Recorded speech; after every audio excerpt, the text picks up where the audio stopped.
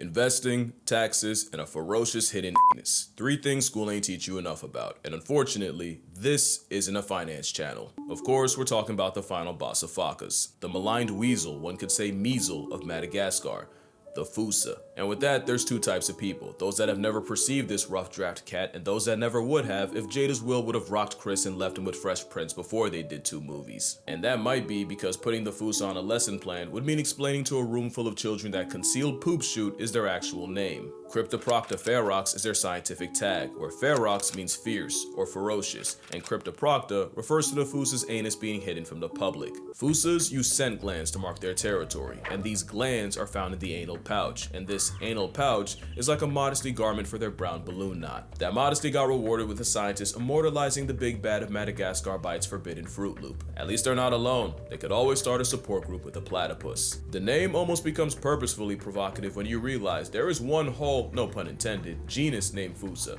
This Fossa genus has 1 living member, and it's not the Fossa, cause screw them, that's why. It's actually the, to be fair, closely related Malagasy civet. But the fact is, a dope-ass scientific name like Fossa fossana went to the civet, but the actual Fossa got stuck with missing butt muzzle. That's not the last or worst way they get screwed by their own anatomy. I think you know what's coming, but we'll get to that. Maybe the name refers to how much of a pain in the prostate figuring out what this beta-tested big cat actually was. The Fossa was first described in 1833, where they were put in the vivarid family. Not a vivid ferret, although I wouldn't blame you, but a family that has the pee smells like buttered popcorn binturong along with civets and genets. In 1939, they were moved to a subfamily in Felidae, because folks were really sold on it being a cat. In 1945, a change of heart put incognito back with vivarids. Almost 50 years later in 93, they got a little warmer, with a DNA study putting the Fossa at the mongoose lunch table. But it only took 2 years for someone to try to argue them back with the cats in family Felidae. An animal that hides its seat lips in a family of felines that flash it like ID should have told them the Fossa was the imposter. And eventually something did, and they were put in the Eupluridae family in 2003. It took almost 200 years to ascertain what this unhinged roid weasel was. That still begs the question,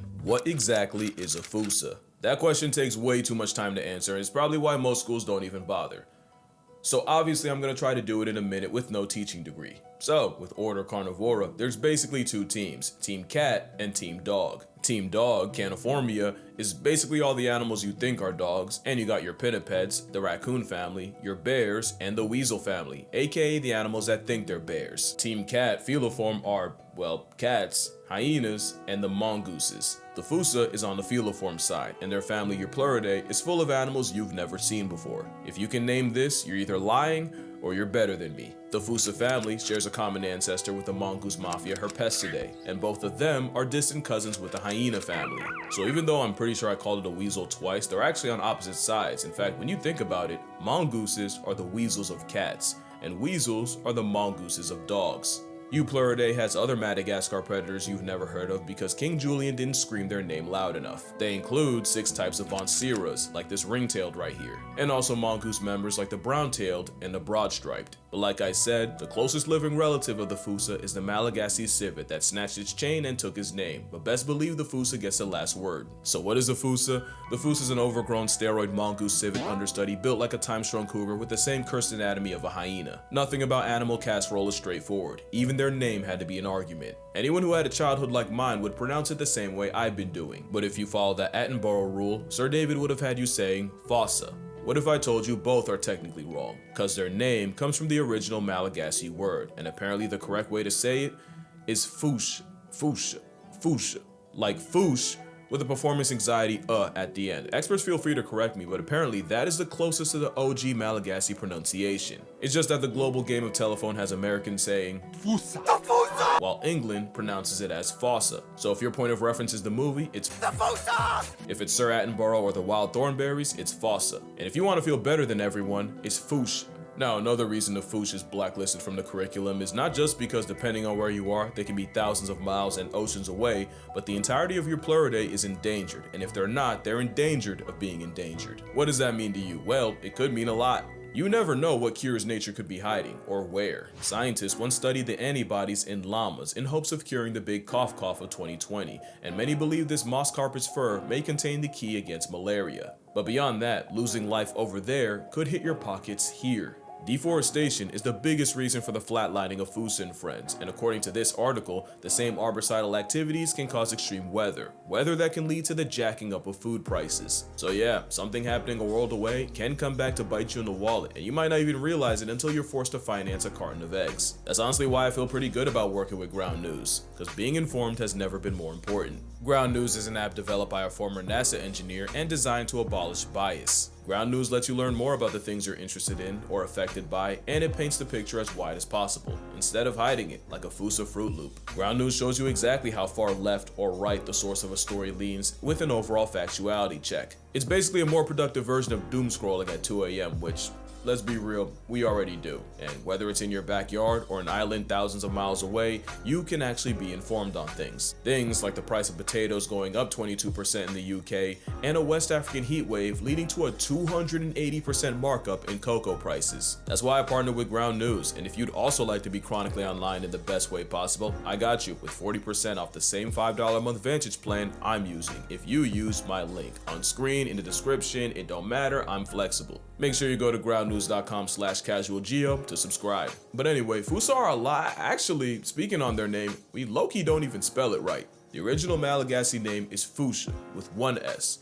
Apparently colonizers saw that and were having none of it. Also, we don't know exactly where the name comes from, but the theory is in languages like Tagalog, Pusha means cat, and in Iban, Fossa might also refer to the Malayan weasel. So I can only guess that something happened where they were like, well, this thing looks like a cat but could also pass for a weasel, and we call both Pusha. So the logical name is Fossa, because being a Fossa means being defined by how close you are to being something else, which is actually their origin. Fossa are a cat's nature tried redrawing strictly from memory, and I'm not even kidding. You ever wonder how they got there in the first place? The aggressive absentness is believed to have spawned from a common ancestor about 20 million years ago, except Madagascar physically divorced from the subcontinent of India 80 million some years ago. How did the Fossa get loose on Madagascar? There's a couple theories, and the predominant one is that their ancestors rafted on floating vegetation, about 250 miles across the Mozambique Channel, a trip that would have lasted a little over a month. Really, the Fossa just proves how much nature cooked with cats. You basically had an oversized meerkat spawn on an island with no big cat apex predator, so they messed around and became one. The endgame of evolving the perfect merc machine with milk is apparently cat. Fossas aren't that, but these Fossas' apex is full. This was a reasonable crash out. They might look cute to us, but this is the reaper to the Madagascar population. Nature didn't stop at retractable claws. They have ankles that can almost turn backwards, meaning they can move through the trees like a homicidal squirrel. It's not enough that they'll run you down on land or tree, but they'll often tag team prey, with one Fossa chasing prey through the trees, weaponizing predatory parkour to force them on the ground, where Fossa number 2 hawks them down. The entire jungle is food to a Fossa, even their closest cousin. There was an actual problem where researchers were trying to study the Malagasy civet, but Fossas kept following trap lines and eating the captured animals. Fossa move on their own timing, literally. They're cathemeral, meaning they're active whenever they feel like. There's no combination of numbers on a clock when a Fossa can't strike, which is why their main personality trait is inflicting primal panic in lemurs. Not only is half their diet lemur meat, they'll straight up rip sleeping lemurs out of napping spots. They tell stories about the Fossa. This is their Freddy Cougar. That is one bad motherfucker. She-fucker. That is a she-fucker, and they're named after the sound they make in the face of a Fossa. Oh shit, fuck. Because Fossa will eviscerate them, with scientists finding Focas life deprived with their intestines ripped out. Fossa will flatline anything lemur, even the ones weighing nearly as much as they do. You think they give a Foca? No, they take them, straight off the senses. She-fucker, he-fucker, you-fucker, and in Fossa's eyes, anyone can get it. Millions of years being marooned on an island does things to you, and one of the consequences is Fossas do something no other mammal does. The following is strictly for educational purposes. That being said, it might just be time to put the kids to bed. Fossas can't change from girls to guys, but boy do they do everything to convince you otherwise. Fossa go through transient masculinization, where they develop the same pseudo-situation hyenas got. Except with them, it involves a young female Fossa flitteris growing large enough and spiky enough to make them anatomically identical to a male. They'll even release the same musky orange product males do. The difference is, where hyenas have to pass kids like a kidney stone, eventually the Fossa's baby-making business end goes back to normal. But for a time, you really can't tell male from female. And that might just be the point. There's some things about this freak-off ferret that makes being young, female, and Fossa the worst combination. Female Fossas are highly territorial, because they'll make love in the same tree year after year, call it the tree of life. And Fossa foreplay involves the female sitting high up in the tree, with starving males down below competing for her time. Now the thing with Fossas is, the female will spend nearly a week in the tree, where she'll be visited by several males. 4, 5, sometimes 6, 7. Some yellow lights don't get ran through that much, and there is no honor system. Males will often climb up the tree to shoot their shot, while the female's already physically occupied by another. So yeah, it's a Fossa freak-off free-for-all. Imagine the ones from the movie, but instead of feeding for food, they desperately fall over each other trying to make a baby mother. Which might explain the gender bending. Young females can get put on a shirt by an older vindictive female, and put in a hearse by a horde of hormonal males. This can really be a problem since apparently males can't tell when a female is ovulating, so they just keep trying. Which could kill an inexperienced female cause, well, they're not the only ones with some nonsense in the nethers. Fossas hold a world record, and that's having the largest penis relative to body size of any mammal. They somehow beat out the tapir, and I've seen one use his as a tripod and a back scratcher. But I guess a 30-inch animal dragging a nearly 8-inch nectar dispenser is notable. Educational purposes, I swear, because the sheer coital competition is why Fossas are hung like an adolescent donkey. They also have a baculum, which is a bone to allow the male to stay in the game as long as possible, even when the coach, other players, and even ref want him out. And not only that, they also have backward-facing spines on their procreation pickle, which makes retraction not impossible, but incredibly uncomfortable to watch. Can't even imagine how that feels.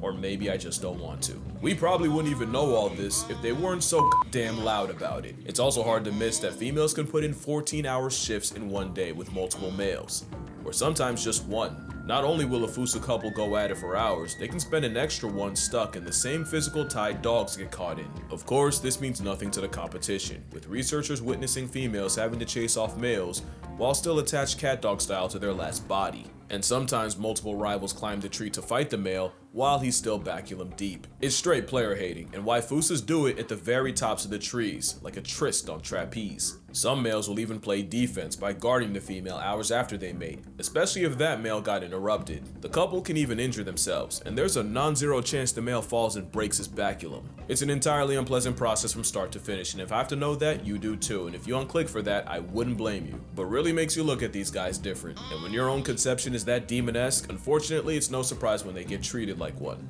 In Malagasy culture, there's something called fadi. My understanding is fadi are spiritual beliefs Malagasy people live by, basically cultural taboos ingrained into their society. For example, eating with a hat on, considered fadi, and the punishment is baldness. Eating while standing is fadi, and the penalty could be famine. There's hundreds of examples of fadi, and one of them actually protects the Fush. It's said that Fossas will feed on the long-expired bodies of ancestors buried in the forest, making it fadi to eat Fossa meat. But Fossa have some other freaky folklore about them, like one that says they crawl out the forest at night to steal babies straight out the cradle. Another legend tells of Fushas licking a sleeping person to put them in an unbreakable trance so they can disembowel them. Another says the Fossa's smell is enough to drop chickens dead on the spot, literally instant death through mustiness. So yeah, lemurs aren't the only things with thumbs that don't think much of the afterpick of an anti-drug PSA for predators. But of course, the Madagascar murder mongoose is almost zero threat to humans. To a lemur, that's a death threat, but to humans, they're just overly ambitious raccoons. Compare that to the absolute number done on the cryptic chocolate Cheerio by man, and it's no matchup. If they're not actively getting screwed over by property development, Fossa get flatlined in retaliation for preying on poultry. Not to mention many will defy fatty, as in up to half of all Malagasy communities, Fossa flesh is regularly eaten. Honestly, Madagascar as a whole is in danger, with over 90% of her forests already gone. And keep in mind, many like the Foss are only found on the Big Red Island, so once they're gone from there, they're gone for good. Better appreciate it while it's still here, and who knows, maybe I'll take a trip down there. No promises though, I've already made too many. But as for later, for now, drink water, hug your mother, spread the Fossa word. If school won't, we will. Touch grass, call your father, and I'ma see y'all in the next one.